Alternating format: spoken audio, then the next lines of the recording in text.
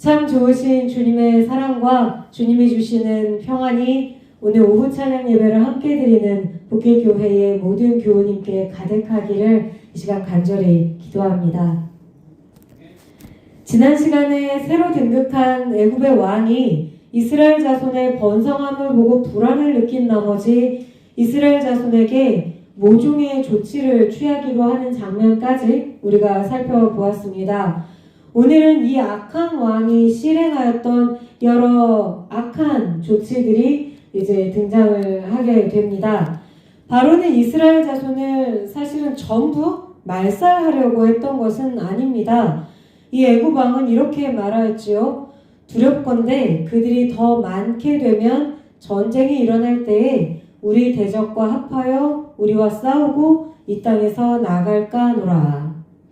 바로가 걱정하였던 일은 첫째, 이스라엘 자손이 더 강성해져서 적국과 힘을 합쳐서 애굽을 무너뜨리는 것입니다. 그리고 다음으로 두 번째는 이스라엘 자손이 이 애굽을 무너뜨린 후에 자기들의 땅을 찾아 떠나가 버리는 것입니다.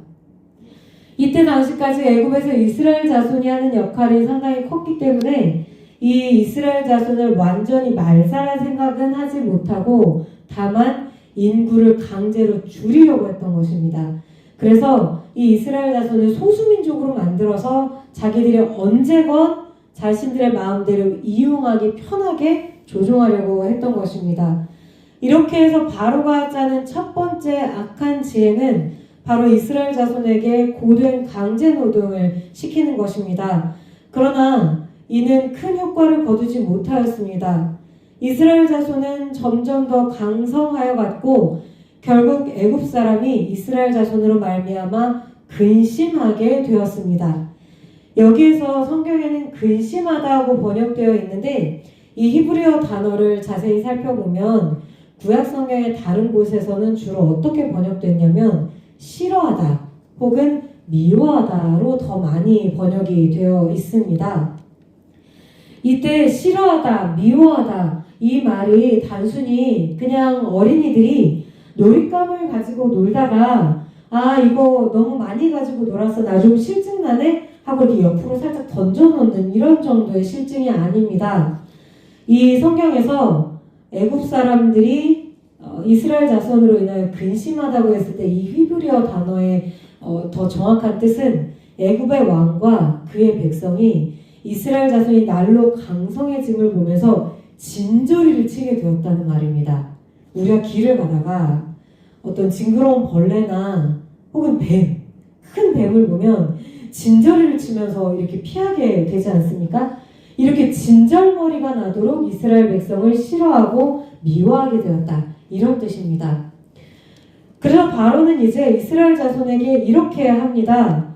1장 14절입니다. 어려운 노동으로 그들의 생활을 괴롭게 하니 곧 흙 이기기와 벽돌 굽기와 농사의 여러 가지 일이라. 그 시키는 일이 모두 엄하였더라. 어려운 노동, 고된 노동을 시켰다는 것입니다. 여기서 어려운 노동이라고 번역된 히브리어 단어는 카셰 아보다입니다.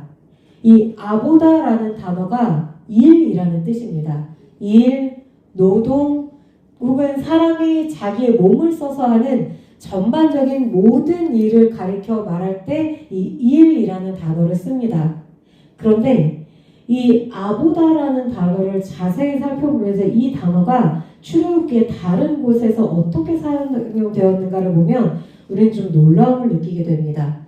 출애굽기 12장 25절부터 26절까지 보면 이런 구절이 나옵니다.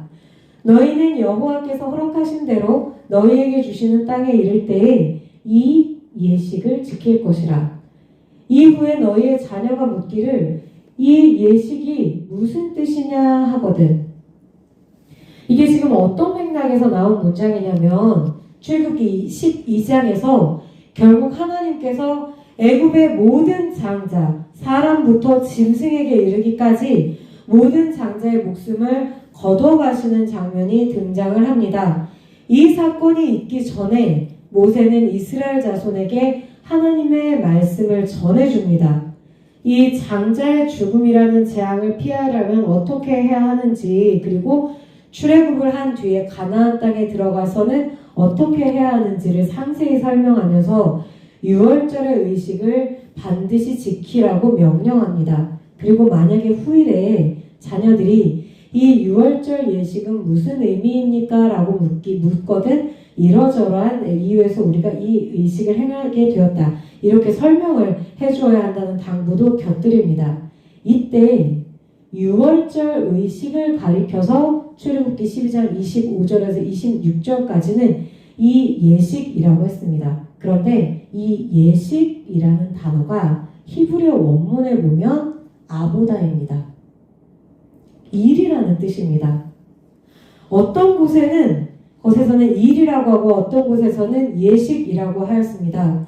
그런데 이 단어를 또 다시 자세히 살펴보면 이 단어에는 기본적으로 자발적으로 내가 하고 싶어서 하는 일이 아니라 누군가가 시켜서 누군가가 너 반드시 이 일을 행해야 돼 라고 강제하고 요구를 했기 때문에 행하는 일, 수동적으로 행하는 일이라는 의미가 담겨 있습니다. 그래서 애굽 왕이 광기에 사로잡혀서 시키는 일도 있고 하나님께서 이스라엘 백성에게 좋은 의미, 그들에게 복 주시기 위해 시키시는 일이 있는데 여기에 똑같이 출애굽기는 일이라는 단어를 사용을 했습니다.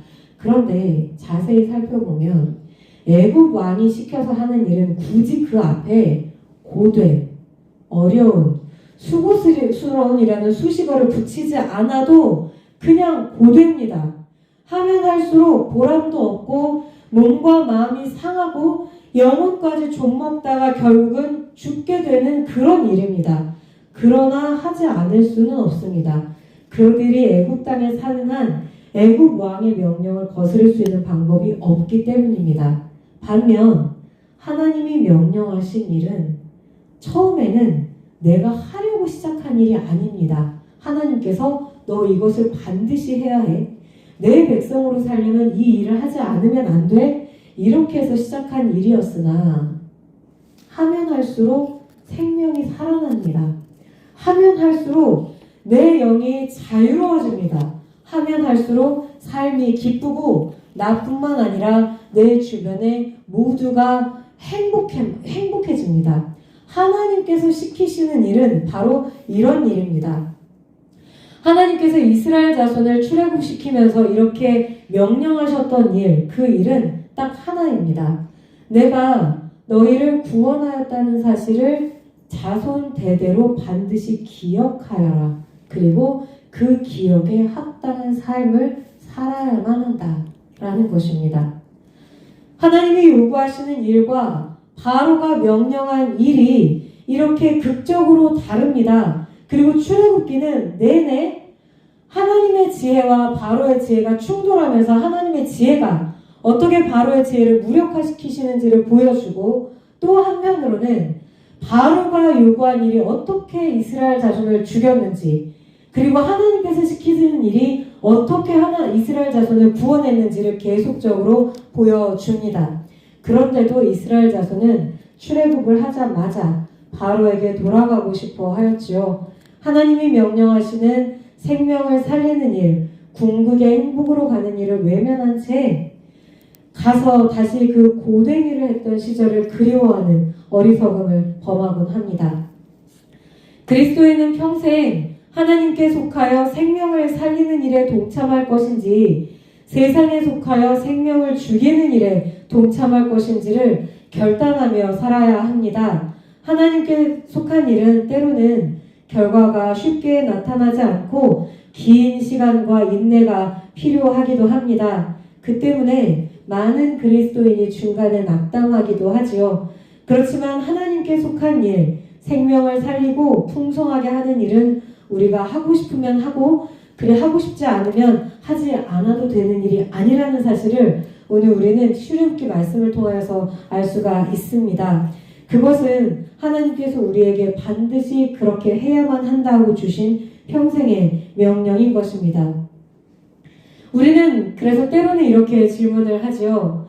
세상이 이렇게나 악한데 과연 우리가 어떻게 하나님께서 명령하신 일을 단 한순간도 빠짐없이 해낼 수 있을까요?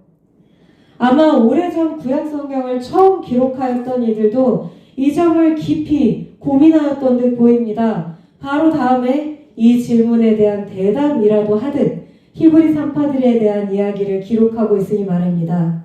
첫 번째 방법이 실패하자 이번에는 바로가 히브리 산파인 시브라와 부하를 불러서 아주 잔인한 명령을 내립니다. 이스라엘 자손에게서 새로 태어난 아기 중 아들은 죽이고 딸만 살려두어라 라고 말입니다. 두 여성은 우리가 익히 알고 있듯 이 포악한 왕의 추상 같은 명령을 어기고 맙니다. 성경은 그 이유를 매우 간명하게 설명합니다. 그들이 하나님을 경외하였기 때문이라고 말입니다. 사실 갓 태어난 아기들을 보면 우리 교우님들 갓 태어난 아기 보신 지 너무 오래되셨죠? 갓 태어난 아기들을 보면 누구라도 생명의 신비에 경탄할 수밖에 없게 됩니다. 아무리 거칠고 우악스러운 성품의 사람이라도 연약한 아기 앞에 있으면 자기도 모르게 조심하게 됩니다. 길을 가다가 아기가 오면 내가 넘어질지라도 일단 그 아기를 피해서 가게 되죠. 아기들이나 어린이들 혹은 그 아기를 데리고 가는 사람들을 해치는 사람에게 모든 사람은 똑같이 분노하게 됩니다. 이는 사람이 기본적으로 그 마음속에 가지고 있는 좋은 성품입니다. 아기뿐만 아니라 이 사회의 연약한 사람들, 불행한 일을 겪은 사람들을 보면 누구라도 그들의 어려움에 동참하고 싶어 합니다. 보호하려고 하고 어떻게든 그들에게 위해를 가하지 않으려고 노력합니다. 이런 마음을 가리켜서 맹자는 불인인지심 혹은 불인지심이라고 하였습니다. 이것을 그대로 해석하면 차마 어쩌지 못하는 마음 정도가 되겠습니다. 맹자는 이런 마음, 불인지심, 차마 어쩌지 못하는 이 마음을 단순히 아이 저 사람 참 불쌍하다 이런 감정 정도를 뜻하는 일이 아니라고 보았습니다. 이 마음은 다른 사람의 고통을 외면하지 못하는 마음, 누군가가 힘든 일을 당하면 가서 어떻게든 도와주고 싶어하는 마음, 그리고 도와주는 마음, 이런 본능적인 선함을 드러내는 말이라고 보았습니다. 예를 들면 아기가 우물에 막 들어가려고 하는 것을 보게 되면 누구나 깜짝 놀라서 측은히 여기는 마음을 갖게 될 것이고 그 마음 때문에 그 아기를 달려가서 구하려 들게 된다는 것입니다. 여기에 더불어서 차마 어쩌지 못하는 이 마음 때문에 다른 사람에게 잔인하게 대할 수도 없다는 말입니다. 혹여 그 사람이 나에게 상처를 주고 내 마음을 아프게 하더라도 그 사람에게 같이 위해를 가할 수 없다는 말이죠. 맹자는 이 말을 어떤 사람들이 모두 지켜야 하는 윤리 개념으로 말하는 것이 아니라 통치 이념으로 얘기를 했습니다. 그래서 맹자는 모든 통치가가, 정치가가 사람의 속에 있는 이 선한 마음을 키우고 드러내도록 도와줄 수 있다면 정치는 그렇게 어렵지 않을 것이다 하고 사람들에게 가르쳤습니다. 그런데 맹자의 이런 이야기는 당대에는 그다지 인기가 없었습니다. 이런 선한 마음을 끌어내기에는 일단 시간이 너무 오래 걸리기 때문이고 또 다른 여러 이유도 있습니다만 가장 우선적인 것은 그 당시의 정치인들 역시 또 요즘의 정치인들도 마찬가지겠죠. 자신이 기본적으로 사람을 믿지 않고 또 권력 싸움에 정신이 없어서 자기가 왕이 되려고 끝없이 싸우는데 누가 이런 이상적인 사상을 자기 나라의 통치 이념으로 받아들이겠습니까? 그래서 당시에는 별로 인기가 없었고 지금도 사람들이 이런 얘기를 들으면 감동적이다라고 얘기를 하지만 이것이 현실적으로 가능할 것이다 이렇게 생각하는 사람은 별로 없을 것입니다. 그래서 성경은 여기에서 한 걸음 더 나아간 가르침을 우리에게 전해줍니다. 성경은 사람을 진정 선하게 만드는 것은 무엇인가? 세상이 악한 일을 하도록 우리를 종용할 때 그리고 다른 사람을 짓밟으라고 그렇게 해서 우리가 어떻게든 올라서라고 우리를 유혹할 때 우리는 어떻게 한 인간으로서의 존엄함을 지킬 수 있는가? 우리는 어떻게 연약하고 가난하고 이 세상에서 무시당하는 사람들의 존엄함을 또 어떻게 지켜줄 수 있는가? 이것에 관한 오랜 질문에 대해서 출애굽기의 말씀은 단 한마디로 대답합니다. 하나님을 경외하는 삶, 하나님을 경외하는 마음이 그 답이라고 말입니다. 시프라와 부하는 아기가 태어난 순간 얼마나 두려웠을까요? 왕이 명령한 일을 행하면 아기가 죽고 명령을 지키지 않으면 자기들이 죽습니다. 그런데도 성경은 이 두 여성이 그 당시에 어떤 감정을 느꼈는지, 얼마나 고민하였는지, 혹은 이들이 주저하였는지, 혹은 두려움에 사로잡힌 나머지 어떻게 한두 아기라도 내가 죽여야 하나? 이런 생각을 하였는지 이런 사실에 대해 전혀 기록하지 않고 있습니다. 그들은 성경에 의하면 그저 아기를 죽이지 않고 그냥 살려두었습니다. 단지 하나님을 경외하였기 때문에 말입니다. 성경은 이렇게 간결한 기록을 통하여서 모든 선한 인간성의 시작은 그 사람의 속에 가지고 있는 선한 본성이 아니라 바로 하나님 경외에 있고, 하나님을 경외하는 마음으로 행하는 일은 우리의 선택이 아니라 우리의 의무이다. 우리가 반드시 행해야 하는 하나님께서 명령하신 일이다 라고 하는 점을 강조하고 있습니다. 하나님은 이 결과 이 두 여성과 그들의 집안을 흥왕하게 하셨습니다. 하나님을 경외하는 삶의 결과가 이것이었던 것입니다. 오늘 출애굽기 말씀 이 시프라와 부하의 삶을 바라보면서 우리 삶도 이 용감한 두 여성과 같기를 바랍니다.